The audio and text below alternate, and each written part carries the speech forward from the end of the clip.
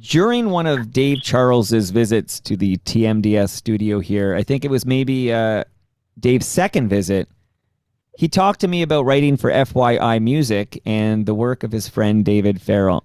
And I remember mishearing the name at first. I was hearing Dave Farrow, who is the former program director at 102.1 The Edge. And then we sorted that out.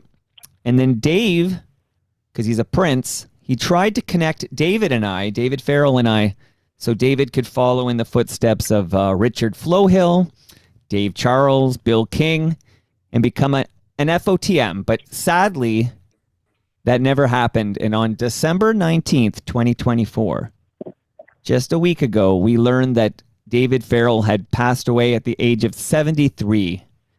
And this episode features the aforementioned Richard Flohill, Dave Charles, and Bill King, and they'll be telling me about their friend, David Farrell, as we pay tribute to this giant of the Canadian music industry.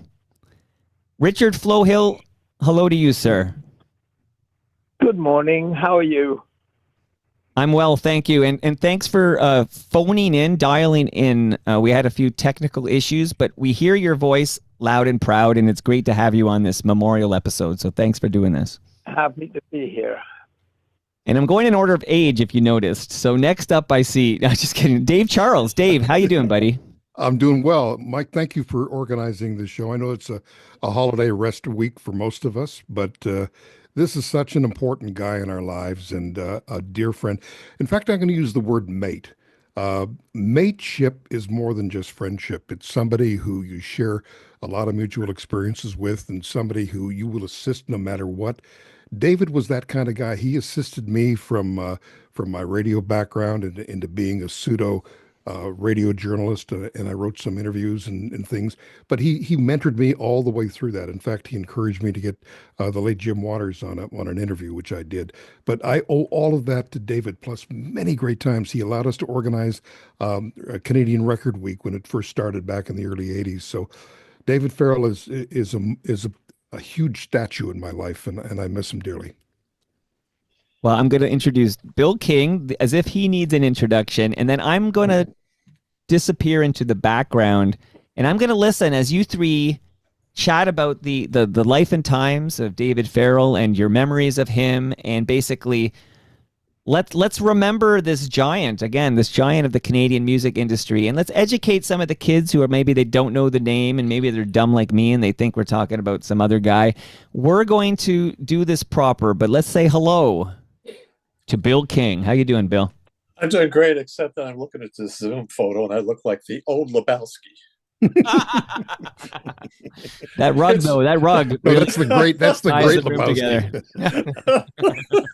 No, I really appreciate this because David was a great friend, and I only have like the past 12 years with him, but it's been a constant 12 years because it all come about just through writing, and it came about through Gary Slate because Gary was kind of underwriting FYI. I think FYI started in 2008. And I think it was around for about 16 years until it got taken over by Billboard. But I came in 12 years back, and I guess the great thing about it was Gary says to David, "This guy can write, and you need to find room in there for him in your blog at the time." And we talked, and we found just common ground. We found that we got along great, and the fact that he loved music, he loved the industry, and he loved the whole thing. So unlike a lot of the writing that's out there now, that's more like AI generated, or I call it indifferent writing, that it's basically just outlines a subject and there's not any content. David's whole thing was about putting yourself in the articles. And this is what we talked about, that in writing for him, no matter what the topic was, it was still about storytelling, and also remembering those in the industry, which was great because here's one of the points was when Dave Charles and us wrote for him and stuff, we didn't forget those who built the industry, and they actually turned out in a few books for me. But it was time to go back through David and get the story out about who each person was. I don't care if they were a photographer, a writer, or a booker, or a record guy and stuff. We were able during those 12 years to document the lives of others. And I found that, to me, exhilarating beyond just saying what record was hot. Those things that are basically what are Billboard kind of things, where you just post the top 100 and everybody gets excited about that. But it was about the read. So that's kind of my thing with David. Well, you're singing my song there. Richard, can you take us back when you first met David Farrell and who he was in this industry? Take us back. Let's listen to Richard Flohill. I was about to do that. First of all, I have to say that one of the things about being old, and I am very old, older than most dirt, is that while I have pretty good memories, I never remember exactly when anything was. I think the most important thing that Dave did was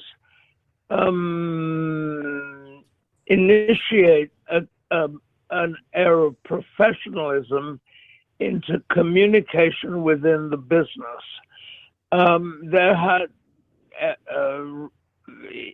There were a number of communication things in the 50s.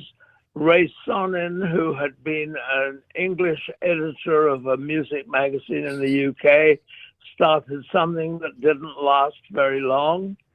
And then Walt Grealis and Stan Cleese started RPM, but with all due respect to their work, they were really amateurs. They were not journalists. And they also were sort of gossip mongers, and I never thought that their work, and this is sacrilege in the music business, but the hell with it, I never thought their work unified the business the way it should have been. Then Joey C. started a magazine that David was a contributor to, and then David started his own record world. The Record, and asked me and another guy called Larry LeBlanc, who has been a writer for Billboard and a publicist and who knows what all else. And he and I joined David in starting the magazine, and I made myself the reviews editor, and I reviewed, I don't know, hundreds of records. Mostly got it right, sometimes spectacularly wrong. And I'm proud to say that I wrote something for every single issue of the Record over however many years it was. Now, Dave, help us out, because I know Richard's struggling with the years and the times. He's got all the flavor, though. But please, Dave Charles, whenabouts does the Record launch, that trade magazine? I think it was 1981, if my stats are right. So 1981, that's a 20-year history until Gary Slate got involved. And Gary is a very key player in his life, because Gary gave not only the financial support and the business nous and experience he had, but he really supported David. And Gary Slate, for his business acumen and radio skills, was a great supporter of young Canadian talent with Slate Music, and he really gave David that platform to do his thing. And David, being a legitimate music and broadcast journalist, took it from there. And he started to create, off of Neil Dixon, he created Canadian Music Week, which was really important because it brought the industry together. And from that, FYI came out of all of that, and it continued to chronicle all the various music artists and events, and until Billboard Canada took over, and it's still, the menu is pretty much the same, but it's a different style. But David was there during those formative times, as Richard Flohill spoke of. the 50-year history and 50 years plus of his experience and ability to chronicle all of that history. And he was a great advocate and supporter of unsung Canadian artists and bands, which I'll never forget. And a project I did, which was Element FM, which was the first couple Indigenous stations in Ottawa and Toronto. David was there day one when we launched to support that. And the reason he was there is because he knew, as I did, there was a lot of Indigenous music that never was heard on the radios in Canada, both CBC and commercial radio. And he was there to support that we would be successful. So that's just a little bit of background and dates and to try to attach things for what David did. See, I think off the top of this memorial episode, we'll get the bio right, and then we'll hear stories about David just as a friend and a colleague. So just so I understand, okay, so in the early 80s, and Richard, you're part of the trio here that launches the record, so it's great to have you on the call. But the record runs for about 20 years, and out of this comes Canadian Music Week. This is like launches out of the record. Is that right, Richard? Yes, it was. And I think one of the biggest mistakes that David made was that he felt that an annual convention was not part of his remit as a journalist, and he sold it for I think for a sort of figurative dollar to Neil Dixon, and who changed the name of it. And I think it was the biggest mistake David ever made. It has become an event, and it's now changing again. But I wish David had kept it. It would have been run effectively and efficiently and with some heart and soul that I felt that perhaps it had been missing. Dave, would you echo those sentiments? Canadian Music Week, I actually did not realize that that comes out of the record in the early 80s, that it was launched from that. I did not. Well, I think Richard's got part of the story right, and I want to add to the rest of it. Remember, sure. I went to Australia. I was headhunted to go there to join a broadcast group and develop other radio networks in 1993. So here I am in Australia, developing new radio networks in Malaysia, offshore, Vietnam, Singapore. And I'm hearing Canadian music from a different perspective. So any Canadian song that came into my desk, I said, well, this is, Atlanta Miles was breaking then, and the Tea Party and Rush was big, and Bruce Cockburn would tour there on a regular basis. But seeing the Canadian music industry grow, and I had Shania Twain in Adelaide. She was just a young artist starting out, and she killed it down there. And Bryan Adams. All these artists were Canadian and well known to me. So to see the Canadian industry grow in a worldwide sense, from Australia and New Zealand, and watch it grow there. So I realized then and there that it was a matter of just making sure we had the pipeline open so that all the other artists that came after that or around that time just added to the presence of Canadian music. And what Neil Dixon did, because I used to run into him on the road in Malaysia, in Singapore, and Australia, he would be promoting. He was the big carny out there saying, come to Canadian Music Week, and he'd be wheeling and dealing and putting packages together for people to visit. And he would honor different countries every year and shine the spotlight on Sweden or Australia or countries in Europe and that.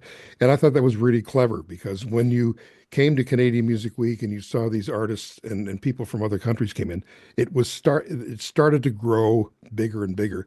So Canada's music industry went from like nowhere to the number 8 in the world just this past year, and that's a remarkable achievement. So I give Neil and his team credit for that, and I think David Farrell was certainly supportive of that and part of that whole thing. So.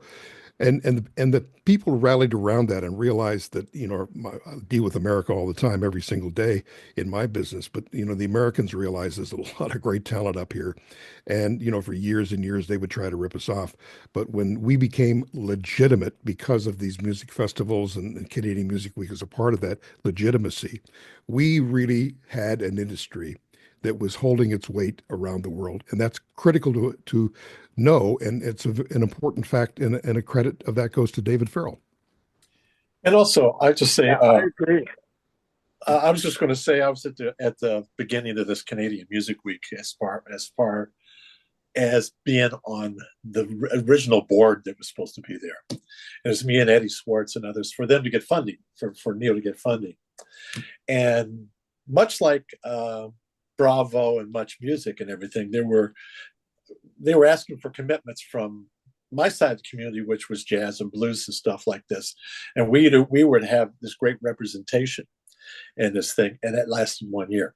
Just like Bravo and just like Much Music, that our side of the community felt like it was being used to give credibility and to round out the applications and the funding for this.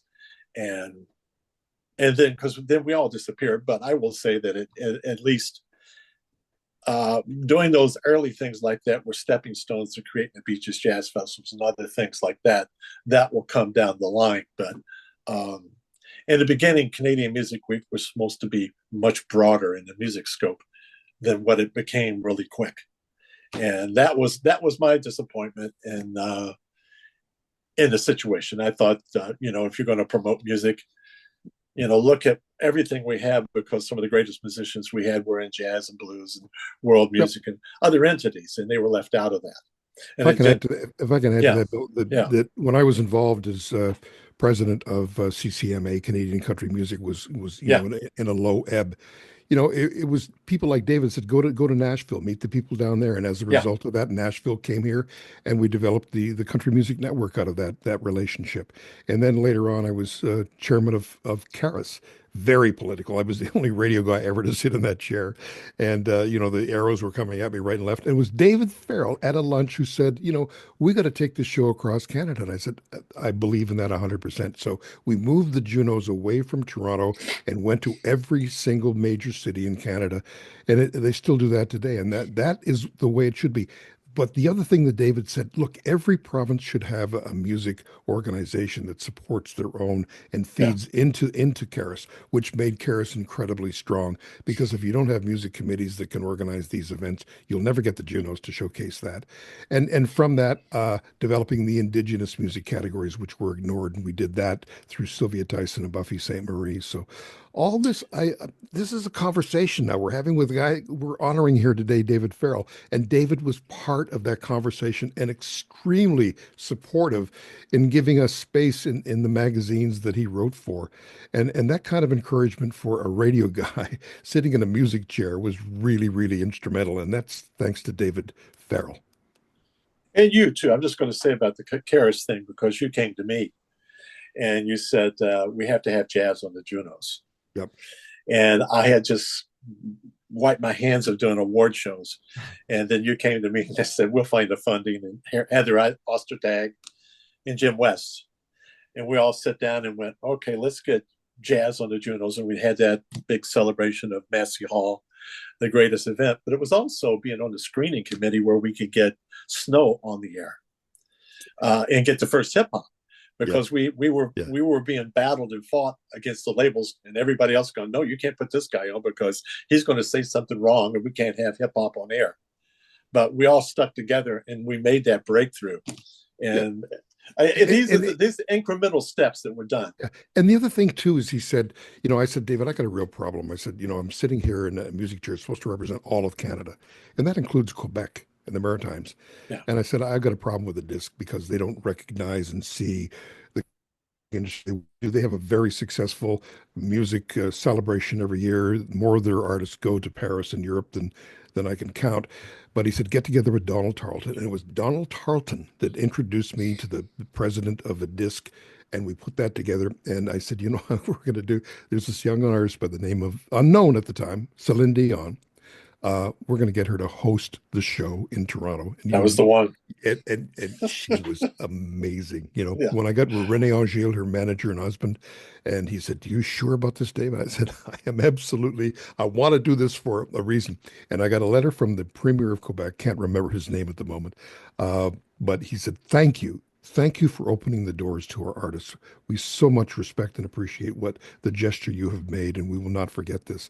And as a result, we had Rock Voisine come in and other artists, Michelle Pagliaro, and it just went on from there. And you've got to get. I went to their award shows. I went to their meetings, and I felt sort of an outsider looking in, but they invited me in, and I took advantage of that. And that, again, thanks to David Farrell. He said, "Go do it. You can do it. You've got the position. Use your position to make it meaningful and do something," which we did. And also, I just want to say something about the core writers that he had: Karen Bliss, Nick Ruin, and Carrie Dewell. And to have a core of writers who were real journalists and who could write and write without write in such a way to tell the story, the music, and cover it in detail was really that was really on him, because he picked the folks, and he had a sense that these people would be on time. They would bring something each thing. We were doing three a week, and and you're doing 3 interviews a week, I for know. FYI. That was insane. I remember the Monday morning calls with David. David called, and I said, "David, how did my last article go?" And he says, "Well, you need to tweak this up and do this Yeah, better and yeah. change this around." And I said, "I didn't know that." He said, "Well, I'm a journalist. You're not." So I felt like a kid at school. But thank God he told me that. And gradually through, just repetition, I learned to, Yeah. position things properly. But he was so thoughtful that way. It was never heavy-handed. You never felt like you were being criticized. It was always supportive. And he said, "The broadcast guys, you can call them up anytime. I can't do that. So he said, "Here's how to go." And when he pointed me toward the late Jim Waters and said, "Nobody can get Jim Waters. You got to go do that." It took me 3 months to get Jim to do an interview. And that's David Farrell. David Farrell said, "You got to get it. You got to get it." So. Well, I'm getting a sense of the man I never met, but Yeah. I want to bring in Richard for a moment here. Richard, can you tell us a little more about the man that you worked with so closely for so many years at the record? Tell me about David Farrell. It's interesting because David and I both started careers, if that's the right word, in journalism in England. He was a boy newspaper reporter, and so was I. And so we shared that in common. We both liked music, although David relatively rarely went to hear live music. He didn't. I'm a complete idiot. I keep a note in my journal. I've been to 126 live music gigs this year. Wow. Which is insane, but it gets me out of the house. David didn't go to many gigs. But the best thing about his journalism was, as we were taught in the UK, get the facts right, try and keep one's own emotion out of it, just report the facts. And as a news gatherer, he was very effective. He made a lot of contacts. People instinctively liked the guy. And I think I've been missing him so much in the last few weeks. We had a long conversation. I called him up. He was living in New Brunswick and working remotely. And I would call him every couple of weeks. "How you doing? What's happening? What's new? Blah, blah, blah." And he said, "Oh, I'm very sick. I'm dying. I don't think I'll see Christmas." And he was almost cheerful about it. I mean, certainly accepting in a way that, alas, I know I will not be. And he said, well, he had told me long before that what he would really like to do when he retired, which he was going to do on January the 1st, was go to Vietnam and hang about and see if he liked it. And if he did, he'd stay there. That was his sort of plan. But as I said in one of the pieces I wrote, men make plans and God laughs. And I talked to David 3 days before he passed, 2 days maybe, I don't know. And he was just so accepting of what was going to happen. And he chose to die at his own, medically assisted death, with sort of a surprising acceptance and ease. And that itself was inspiring for me. I find that astounding. Yep. I have thought about that and discussed this with Christine. I found, as with you, I had spoken to him over the last few months, and I knew this was coming. But 2 days before, we talked, and it was as if like we're just talking, and there's no fear, there's no regret. And then somewhere along the line of the conversation, he says to me, "Bill, I got a call from this, this musician. You know who it is." And they say to me, "David, I hear you're dying." And it goes, "Yeah, so it's not good." And they go, and the person says, "Well, I got a new record coming out next week." And we started laughing and laughing. It just kept laughing. We couldn't. It was just like, it's just like the industry we're in, because the promotion thing just goes on, no matter what. Yeah. And David just said, "Oh well, this is the industry we're in." Bill, I had a call, lucky to get through to David, and I got him 2 days before the 19th when he passed. Yeah. And he said, "Dave," he said, "glad you called." He said, it's all good here." He said, "But you know something, mate?" He says, "We've been making egg salad sandwiches all wrong." I said, "What are you talking about?" He said, "Listen," he says, "you don't smash the egg. You don't smash it up and add mayo." He says, "You slice the egg, you lay that on the bread, then you add the mayo and whatever you want." He said, "That's respect for the egg." And I said, "Really?" He said, "Yes." And in fact, he said, "One of my last meals, I'm going to Pugwash, Nova Scotia, and I'm going to get a proper egg salad sandwich made in front of me. And then I'm going to get a hot cup of chicken noodle soup and some cider." And I said, "David, I wish I was there with you, May. That sounds fantastic." That's David. And one of the things I want to just add to that little story about the egg salad sandwich, David said, "There's no free buffet at the Zanzibar." I lied. He said, that was the thing. It was hysterical. And he said, "Final request." He said, "I want everybody who reads this to pay it forward. Do something nice for someone you don't know. Your best friend, David Farrell." That's how he signed off. Yeah. Wasn't it amazing? I was in tears. I didn't know what to say. Yeah. It's still one of those things that, it's the 7 o'clock in the morning phone calls. Yeah. And I'm sitting here and I'm just up and I get the phone call. So what's going on with Christine? Yeah. And I go, "She's still sleeping."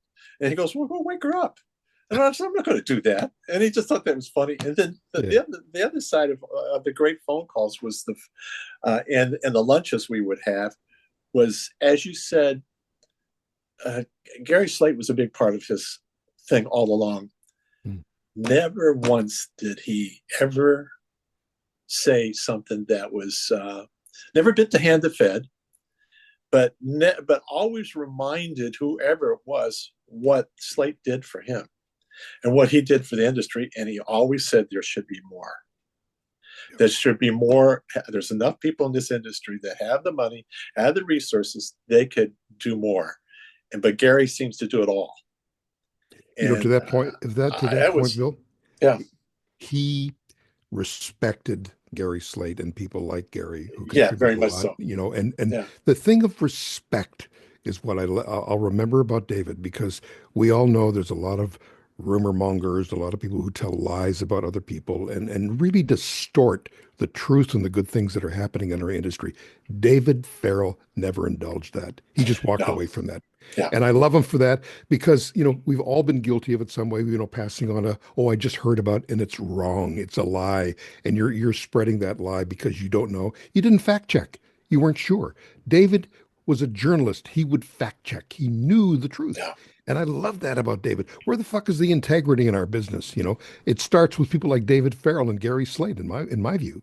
Yeah, I really agree with you. I would just say one funny thing that I was with Stan and Walt on a sea cruise, right? When they had RPM, and I always thought that, as you said before, and as Richard had said, that it was celebrity gossip, and it was about who did we meet today, and Stan used to have these mimeographic sheets when you had mimeographs, and he'd have a picture of here's Elton John, here's this and stuff, and he would put them on the tables of the at poolside.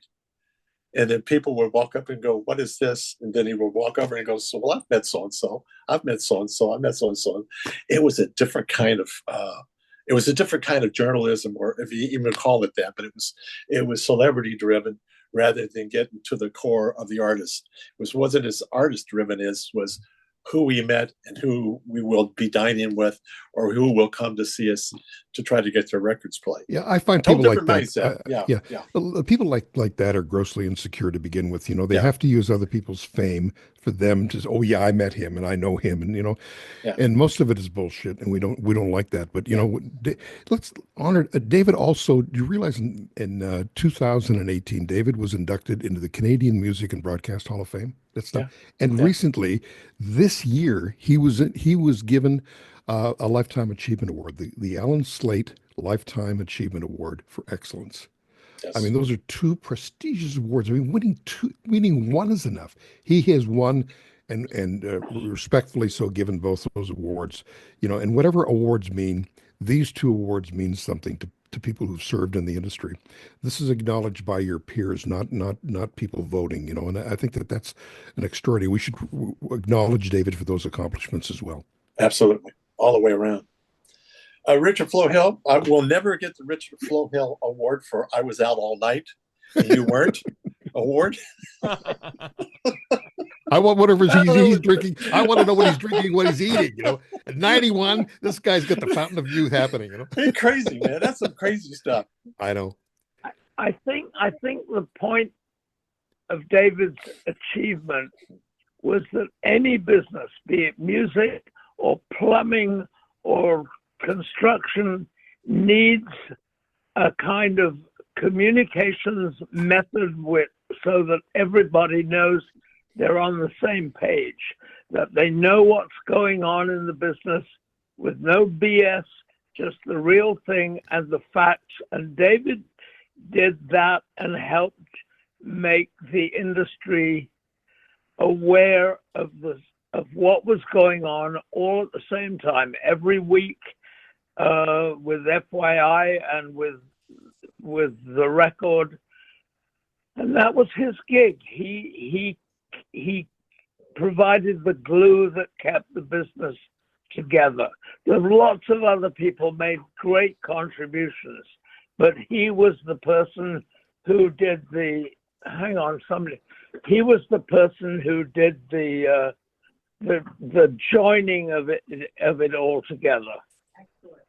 He added legitimacy, Richard, to your point, to all the work he did. And he made the business legitimate. It wasn't a rumor, it wasn't some flash thing. It was true. And as they say in Australia, fair dinkum, which is fair and true. Fair dinkum is a great way to describe what he did, Little touch on the other point I'd make is that he had this, some would say, warped sense of humor. Occasionally he was crass. Occasionally he would say silly things. Occasionally he'd get called out for it. But it was just David, and he was a warm-hearted, friendly, kind person. And his personal character made the product of his work be successful. And I don't think he ever got rich doing this, but he certainly made a contribution that makes the music business, and in a wider term, the entertainment business,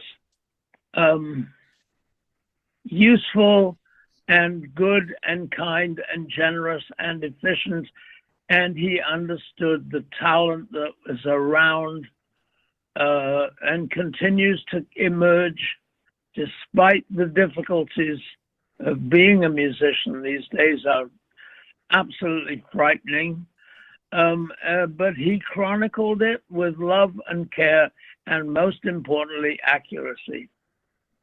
Yeah, he did something he loved. I mean, all of us, I mean, I know that of you, Richard Flohill, Bill King, certainly, a real life working musician and journalist and a radio guy. I think we all love what we do, but no more than David Farrell. David just loved getting up every day and doing what he did, and I think that went all through his work. And you were attracted to that. If you had any legitimacy about who you were, you enjoyed talking to David Farrell because he loved what he did.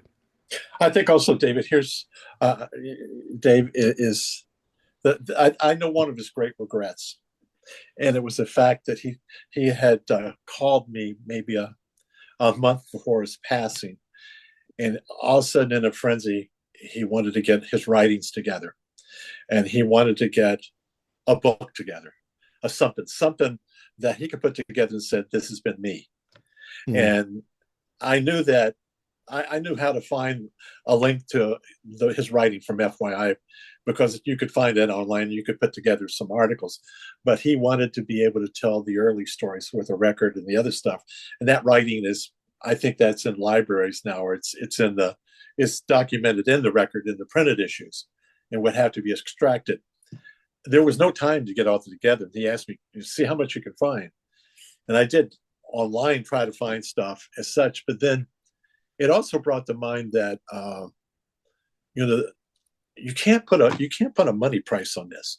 You can't put $1 on this. You can't put $1 on writing.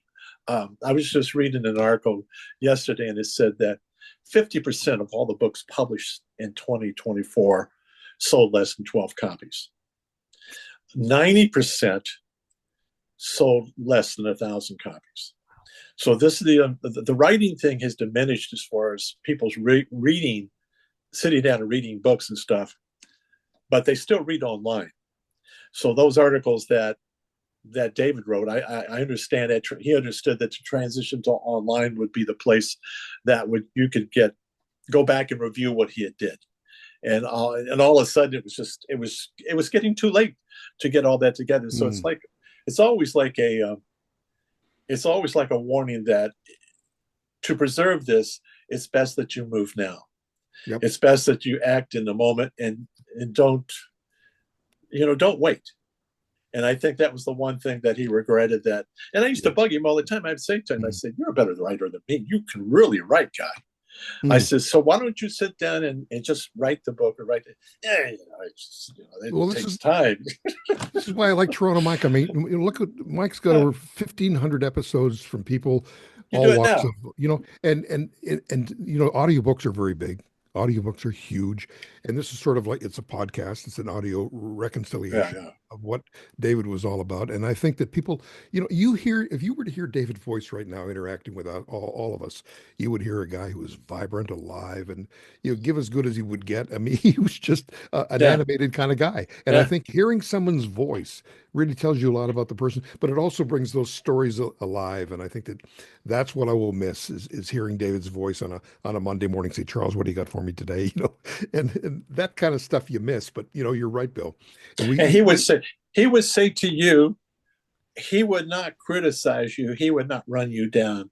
He would make you feel good about yourself. Yeah. Right. That's a special skill to come from somebody. Yeah. So that he always made me feel good. I mean, there were times when I was like terrified of him because I'd write something and he'd go, "I ain't got time to correct this." Yep. And I understood that. And so that was just like a message: go back and fix this yourself. And then I go back and fix the thing and bring it back, and he goes, "Hey, Ree's great." I think, but it was always just forward thinking and such. And I think Richard Flohill will relate to this remark, and that is, he absolutely knew how to drive you forward. You know, he wouldn't let you be lazy about your business and about the way it should be laid out and chronicled. And I love that. You know, he pushed me to write better and really get it straight and organized me in such a way. And I think he gave that gift to all of us. And I think if Yeah. young students coming up in this business who want to chronicle this incredible crazy world we have right now of very layered media, you know, AI, throw that into the equation as well. We have so many things coming at us, and, you know, to be able to chronicle all of that and make sense of that and how to use all of that, because these are all new tools we can use. I'm using AI tools now. I don't like anything artificial intelligence. I figured that was an oxymoron, artificial intelligence, but we could understand that that is a way to add, you know, to our research. I often use AI for Yeah. research That's and fact checking. it's fantastic. Yep, it really is. So you can't poo-poo something unless you really know what you're talking about and what it can do for you, and really add to the depth and breadth of what you do. And David, I think, understand that completely. And plus the other thing I just want to say on that is that with these tools that we have now, the tools can't be your voice. Yep. Your voice is your voice. Mhm. You know, the tools can make corrections. The tools can get you information, and quicker than Google can now. Yep. And they can give you specifically what you need to know, but you still have to write it, and you still have to write in your own voice, or you're just. It's easy to read. I was telling people, I said, you can put. Make me write like Hemingway. Make me write like Thomas Wolfe. Make me write. All right, then you sound like you were born and you're writing in 1935. So But David, you are a person of this time. So you have to reflect that in your writing. there's a thing called contexting in journalism that I Yeah. really respect. And David had the ability to context things and pull them all together in a way that was believable and in an order that made sense. Where and that's a real skill and a real art. And you're right. I mean, AI for research, yes, but to context it, you gotta use your own instincts and abilities, I Yeah. think. Got to have your voice. David had his voice. You have your Yeah. voice. Richard has his voice. We have our voices. And that's the Yep. most important thing. And same with Mike, you know, so Yep. Well, quite literally, I have your voices because I have recording. a deep dive of Richard Flohill in the basement. Richard's been down here, and then of course Bill King's been down here. You biked over here. I'll never forget that.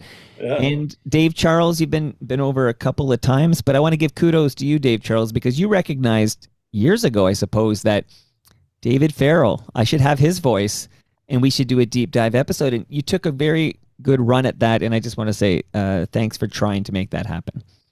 You're welcome. I mean, I'm so disappointed.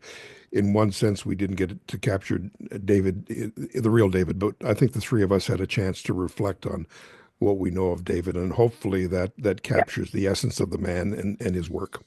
Can I do a couple of bio nuggets, and then we'll wrap up in reverse chronological order, talking about his legacy. So we'll close with you, Richard, but just so I understand, so what causes the end of the record? So I know in 2008, FYI Music News launches, but what ends the record? I think it's money in advertising. Richard, do you know? Well, I think the major record companies were diminishing in numbers, and they were his major advertisers. And as the major record companies kind of contracted, and the independent record companies hadn't, with some exceptions, hadn't really got their shit together yet. That and the fact that print, as it was, and as people like David and I, with, you know, printer's ink in our veins, people don't read anymore except online. And I think he understood that probably before many others did. And he moved from a print publication, and I don't have a single copy of the record. I do have copies of all the reviews I wrote, but I don't have any copies of the way the magazine chronicled the day-to-day, week-to-week, year-to-year progress and changes that were going on. But the record folded because print folded. Right. Now, and when do you buy a newspaper? I bought the Globe and Mail last week on the Saturday, and it's $9. Help. well, yeah, times have certainly changed. Constant evolution here. But in 2008, David Farrell founds FYI Music News. That's where we could read, Dave Charles and Bill King writing for FYI Music News. But I'm struck by the fact that David was, he joined Billboard as a music editor in 1977. So before the record, he's music editor at Billboard. And then just about a year and so ago, 2023, FYI Music News is basically merges or becomes a part of Billboard Canada. So maybe Bill and Dave speak to that decision. Like, I'm just wondering where that decision came from to take FYI Music News and fold it into Billboard Canada. Okay, a couple things. I'm just going to follow up on the first thing about that in 2006 we folded up the Jazz Report magazine after 8 years, and Richard's right. It was advertising, because when we started the magazine we had 12 labels. So you had Island, you had all these other small labels, right? Then they get bought up by another label. The major labels started buying those labels up and then swallow them, and then so you don't have 12 to go to for advertising. And you're down to 6. Then you're down to 4, and then you're down to 2. Then you don't have a magazine, right? Okay, and we got out the same thing, knowing that was coming, but we didn't really see the online being at that early as being. We just knew that we would, carry a lot of debt. I think with Billboard and our conversations over that was the fact that Billboard had an enormous outreach. I think David had a subscriber list of 6,000 to 8,000, and then Billboard had this massive reach in Canada, right? And set up. And then the fact that you could insert FYI in Billboard and then reach that audience that Billboard had already established was a plus for him. And plus, also Gary Slate wasn't going to finance it anymore, and it became, it was Billboard's to look after themselves. And the same troubles at Billboard that you had at FYI, you have the same issues, but the security at FYI was knowing that it was funded. Billboard, yeah, I think they have the issues of, we got to pay writers, and it's still a problem because you don't have the advertising as such. So, but you have the audience. So I think it was a balance. I don't think there was a whole lot of money exchange there, whatever. But the articles that we did, the interviews and everything, they're still there, but they come with the Billboard label. So I think that's just it. So. Okay, very, very, very good. Go ahead, Richard. I was going to say one sort of thing that I've been following is the online platform called Substack, to which you can upload your writing, and sometimes people actually pay for it. Not very much, but I've been writing a series called Stories from the Edge of Music for a year and a half, nearly 2 years now, and it's surprising the readership it gets, and I think that this is a way to keep stories alive. And I'm surprised, Bill, that you haven't gotten on to this platform yet, because you would make a terrific contribution. I've looked at it, Richard, and I follow Ted Goya, and Ted Goya has just been this outstanding writer, jazz and everything. And man, is he fantastic! I just wish he wouldn't write so much. But something? The guy's got 200,000 followers, and it's $50 a year. Figure that out. He never made that kind of money as a writer. And I was looking at Heather Cox Richardson, who does a lot of politics and history stuff. She has 2.2 million followers and subscribers on that. And they were asking her yesterday, well, where do you live? She goes, in Maine, in a fishing village. And they go, but why are you there? Oh, she goes, my husband's a fisherman. I can't leave him here. She says, I can write this stuff from home because I know my stuff. So I understand it, but sometimes it's just that you got a lot of other things on the plate. You can only do so much at a time. But I really applaud Substack, the writing. You write what you got to write. You write from the heart. You write what you write, and nobody tells you what to write. And I think it's the wave of the future. It's just, can I afford all of this? But it's still better than legacy media, truly, which is a dying thing. Certainly better than writing a book, which less than 2,000 people will buy or read. Yeah, absolutely. Well, but what Ted Goya did was, when he started on Substack, he was writing a new book, and he would post chapters as he wrote them. And he was right on the beginnings of music, the sounds and the origins of music. And he started writing his book. I don't know if he finished it, but he would throw up a chapter a week, another chapter every 2 days. And then all of a sudden you were sucked in, and then I paid my $50. But something, the fact is, he's like a one-off, that he has such a broad range of knowledge and stuff, and he's a Stanford graduate, and he's into science and technology, so he can write about a lot of things, and you kind of don't argue with him, because he's kind of like, oh, I agree with that. So David Farrell, a man I never met. I've learned so much about him this past 8 days from reading the what you guys have all written online, and now having this hour with you three gentlemen. And I gotta say, this man, what he built, what he did for this industry, much respect, much respect for David Farrell and his legacy. So we're going to hear from all three of you before we close this out, but I just want to thank you, especially Richard Flohill, who was out partying till 5 a.m. Yeah, figure that out. You got to do what you have to do. My hero. Yeah, my goodness. He invented grassroots, by the way. That's Richard. Richard's grassroots. He's done everything me and Dave Charles wouldn't do. That's right. Everything. Me and the cat are in bed by 8 o'clock at night, right? He's out there. That's when his day starts, right? So, yeah. Bill and Dave, do you two gentlemen, you don't eat vegetables, do you? Oh, never. Oh, of course we do. Well, that's your mistake. Richard figured this out. Go ahead. No vegetables, right, Richard? No, I was semi-educated in a boarding school in England for unwanted children. And the Brits are not good at making vegetables in good times.